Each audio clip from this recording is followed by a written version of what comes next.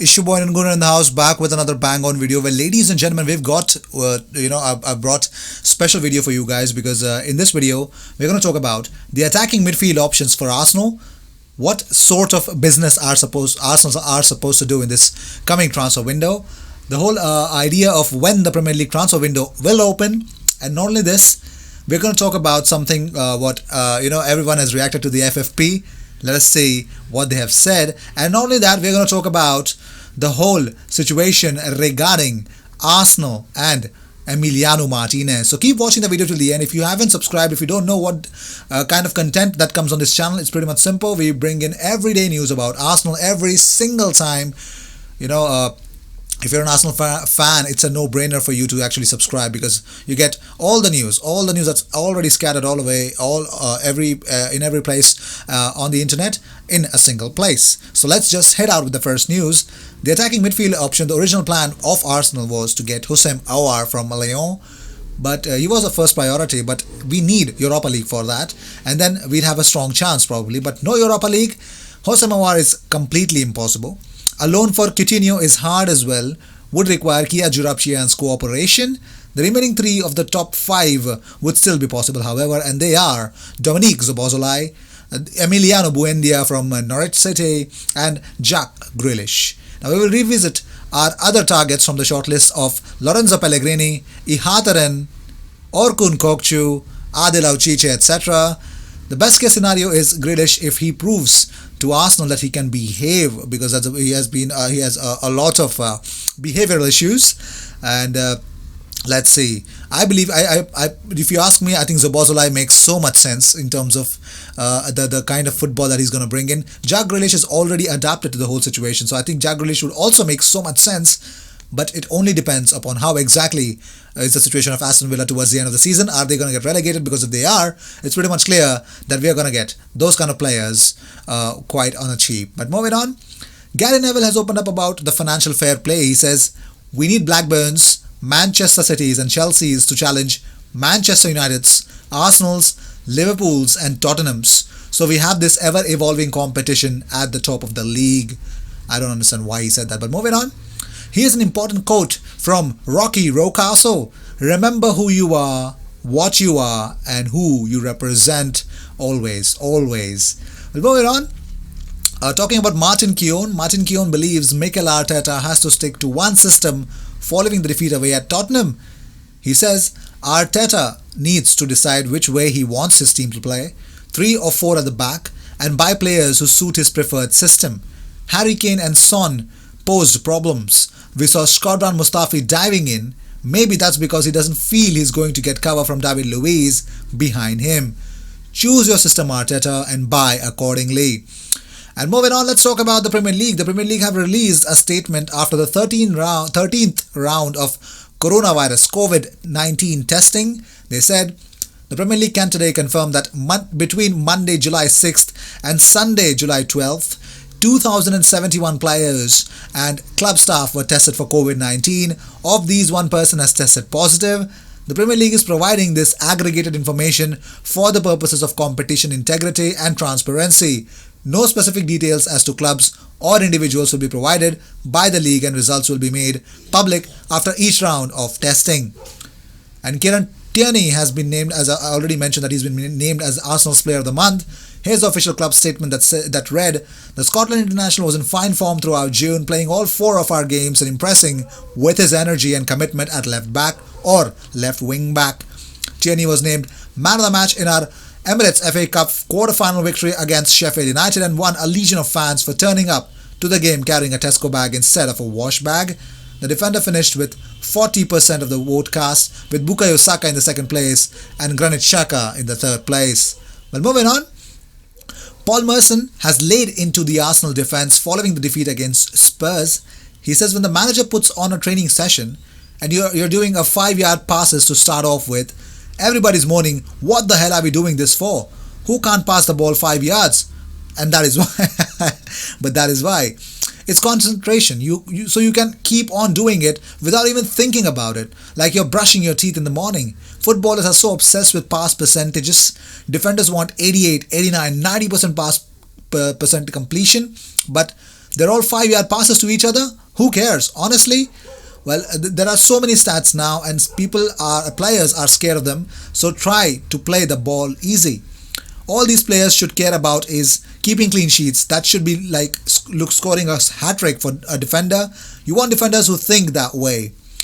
But moving on, Emiliano Martinez has this to say after the whole defeat situation against Tottenham. He says, "We didn't start like the manager wanted. We were giving the ball away for no reason. As time was going on, we started playing well. We controlled the midfield and we outplayed them.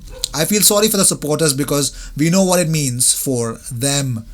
He continued saying that, "I'm not proud at all of my own performance. I hate losing. I hate it, to be honest.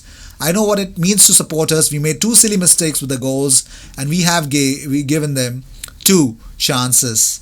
Well, let's talk about ex-boss. Well, my always boss, Arsene Wenger. He spoke about the FFP. He says the clubs Manchester City and Paris Saint-Germain threatened to go to a civil court, not only through sports courts. That brought a lot of insecurity in the decision making for UEFA, so they started to soften the rules all a little bit.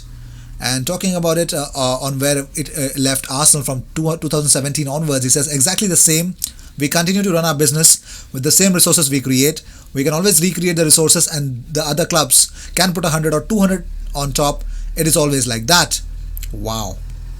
Well, Arsene Wenger got it wrong, got it completely right way before. He was way ahead of our time, wasn't he? Well, moving on. While talking to you, I actually have to report to you all the injuries for the next game against Liverpool. Well, there were no new injuries from the match against Tottenham Hotspur on Sunday, but Callum Chambers will not be available for the current schedule of remaining 2019-2020 matches due to ruptured anterior cruciate ligament of his left knee on December 29, playing against Chelsea. Next, Bernd Leno, right knee, sustained moderate ligament sprain during Brighton and Hove Albion away game on June of 20th, aiming to return to full training before the end of the season. Pablo Mari, left ankle, sustained significant sprain to ankle ligaments during Manchester City away game, aiming to return to full training in September. Gabriel Martinelli will not be available for the current schedule of the remaining 2019-2020 matches. Eddie Nketiah is suspended for 3 matches following red card against Leicester City home. Available again for Aston Villa away on Tuesday, July the 21st.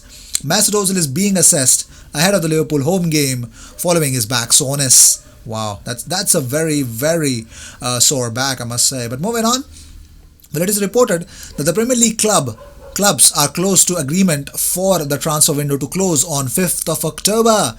So let's see if that's going to be happening or not. But moving on, former Gunner striker John Hartson has claimed that he would get rid of all 3 centre-backs that started against Spurs on Sunday. He says, "Ideally, I'd like to replace all 3, Mustafi, Kolasinac and Luiz.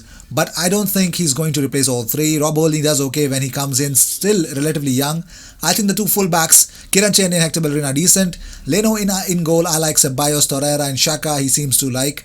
For me, I would get rid of all 3 defenders if I possibly could, but I don't think that's going to happen. But all 3 of them, I'm not sure they'd get in any of the top 4 teams." Oh my god, this is a huge statement. But moving on, the government fans, yes, some good news for all the Gunners. Well, the government will allow fans to return to the Premier League games from the beginning of the next season. The Prem clubs have reportedly already started consulting with supporter groups to prepare for a partial return, but after the latest COVID update from the government, fans could be forced to wear face masks if they wish to attend.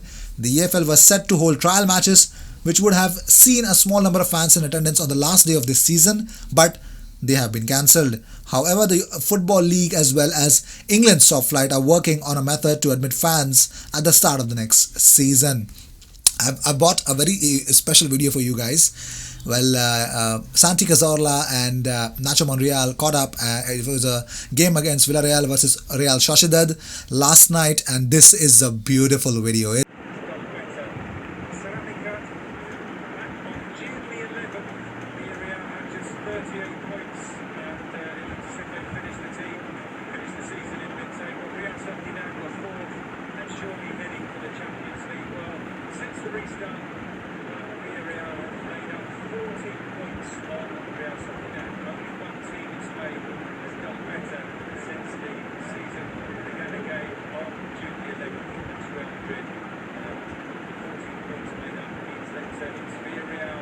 Isn't it?